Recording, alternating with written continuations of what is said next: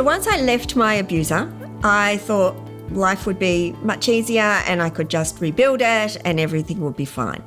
But what I discovered was that there were some challenges along the way that I wasn't expecting. And so I'm sharing this with you so that if that happens to you, or if you come across a challenge that you weren't expecting, you go, okay, so this is part of the process.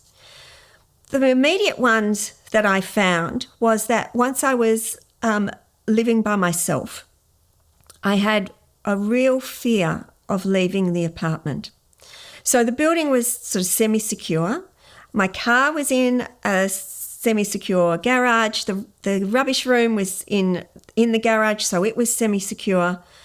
But it was such an ordeal for me every morning to hop into the car to go to work and every evening to take the rubbish out. It was just really hard and I wasn't expecting that. When I had left, I managed to kind of just disappear into the vapours, so my abuser didn't know where I had gone.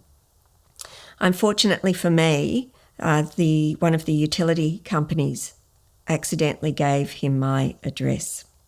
And even though the building was semi-secure, he managed to actually get in, just pretending that he was a regular person, and pound on the door.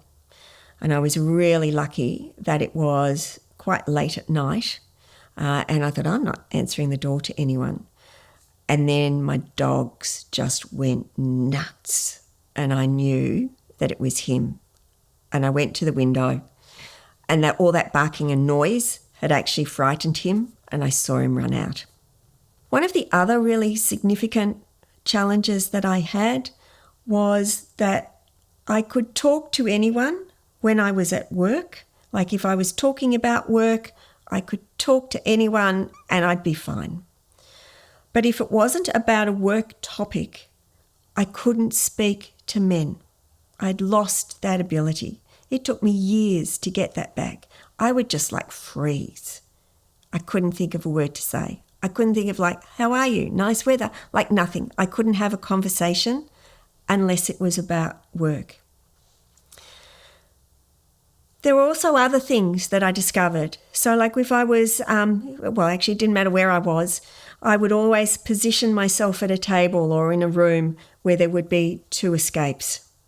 Because I needed to know that if an abuser came in one way, I could escape the other way. Not that he was around, I just needed to do that. Other people have told me that they actually need to see the doorway so that they could see the danger coming. One of the most startling things, I think, and kind of the turning point for me was one day I was waiting for the lift at work and two blokes from my floor were already in the lift. And I absolutely froze because if I entered that lift with two men, once the door shut, there was nowhere for me to go. Now, I knew these guys were fine. They were lovely blokes. But I really couldn't hop into that lift. And then I realised my abuser may not have been in my life, but the lessons that he had taught me were still in my head. And he was still controlling my life, and that was just unacceptable to me. So I pulled out my big girl pants and I marched into that lift like I didn't have a problem. And you know what? I didn't. And after that, it wasn't a problem for me. Now, I'm sharing these things with you because we will all find challenges once we leave our abuser. And so if we know that we're going to have these surprising challenges, we can go, okay, it's part of the process, because it is.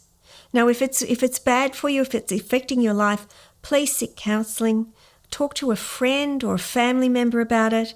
And there are also some fabulous services available that support victims of domestic violence. So please reach out to them.